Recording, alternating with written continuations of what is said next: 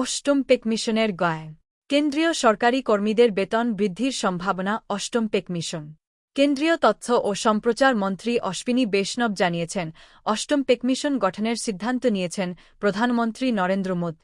বাজেটের আগেই সুখবর, বৃহস্পতিবার অষ্টম বেতন কমিশন গঠনে অনুমোদন দিল কেন্দ্রীয় মন্ত্রিসভা। মূলত কেন্দ্র সরকারের আওতায় কর্মরত চাকরিজীবীদের বেতন ও মহার্ঘ ভাতার কাঠামো নির্ধারণ করে থাকে এই বেতন কমিশ। সিদ্ধান্ত নেয় বেতন বৃদ্ধির বিষয়ে।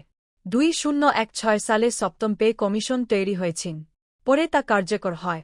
2026 সালে সেই কমিশনের মেয়াদ শেষ হবে। কমিশনের চেয়ারম্যান এবং 2 সদস্যকে দ্রুত বেছে নেওয়া হবে বলে জানা গিয়েছে। কেন্দ্রীয় মন্ত্রী জানান, অষ্টম পে কমিশনের সিদ্ধান্তকে প্রধানমন্ত্রী নরেন্দ্র মোদি অনুমোদন করেছেন। চেয়ারম্যান থেকে শুরু করে সদস্য বাছাইয়ের কাজ হয়ে গেলে কমিশন কাজ শুরু করে দেবে।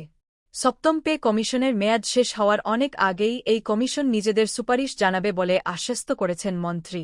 তারপর তা লাগু হবে।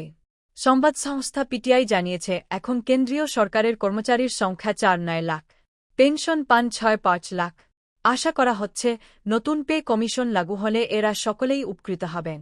স্বাধীনতার অব্যবহিত পরে 1947 সালেই পে কমিশন তৈরির সিদ্ধান্ত নেয় কেন্দ্রীয় সরকার। কর্মীদের বেতন থেকে শুরু করে অন্য সুযোগ সুবিধে কেমন হবে তা ঠিক করে এই কমিশন। বিভিন্ন পরিস্থিতি বিচার করে এবং সংশ্লিষ্ট মহলের সঙ্গে বিস্তারিত আলোচনার পর নিজেদের সুপারিশ জানায় কমিশ। বিভিন্ন পদে কর্মরত কর্মীদের সর্বনিম্ন বেতন কত হওয়া উচিত সেটাও জানায় কমিশ। ঠিক করে দেয় বেতনের সর্বোচ্চ মাত্রা। এদিন প্রধানমন্ত্রী নরেন্দ্র মোদির নেতৃত্বেই নতুন বেতন কমিশন গঠনে অনুমোদন দিয়েছে মন্ত্রিসভা, দাবি কেন্দ্রীয় মন্ত্রী অশ্বিনী বৈষ্ণবের। তিনি আরও বলেন, শীঘ্রই কমিশনের জন্য চেয়ারম্যান ও 2 সদস্যকে নিয়োগ করবে কেন্দ্র। কেন্দ্রের এই অনুমোদনের পর থেকেই বুকে এক ঝাঁক আশা বেঁধেছেন কেন্দ্রীয় সরকারি কর্মচারীরা। মাইনে বাড়তে পারে বলেই ধারণা তাদের। তবে ন্যূনতম বেতন কত হবে, কি সুবিধা পাওয়া যাবে, মহার্ঘ ভাতায় কতটা বৃদ্ধি দেখা যাবে, সবই এখন আলোচনা সাপেক্ষ। মূলত কেন্দ্রীয় সরকারের কর্মচারীদের জন্য হলেও বেশিরভাগ রাজ্য সরকার এই কমিশনের সুপারিশ মেনেই কাজ করে। মোদি সরকার ক্ষমতায় আসার বছর মানে 2014 সালে সপ্তম পে কমিশন গঠিত হয়। 2016 সালের 1 জানুয়ারি থেকে এটি কার্যকর হয়।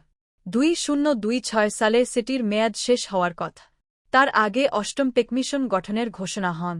সরকারি কর্মীদের জন্য পে কমিশন খুবই গুরুত্বপূর্ণ। বেতন বৃদ্ধি নির্ভর করে এই কমিশনের সুপারিশের উপর। প্রতি 10 বছর অন্তর একটি নতুন বেতন কমিশন গঠন করে কেন্দ্রীয় সরকার। সরকারি কর্মচারীদের মাইনেতে পরিবর্তন আনতেই গঠন করা হয় এই কমিশন। শেষবার 2016 সালে সপ্তম বেতন কমিশন গঠন করেছিল কেন্দ্র, যার কার্যকালের মেয়াদ আগামী বছরই শেষ হয়ে যাবে বলে জানা গিয়েছে।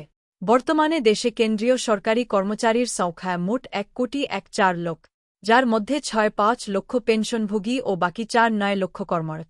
সপ্তম বেতন কমিশন অনুযায়ী ন্যূনতম মূল বেতন বা বেসিক পে হিসাবে 1,08,000 টাকা পেতেন সরকারি কর্মচারীরা।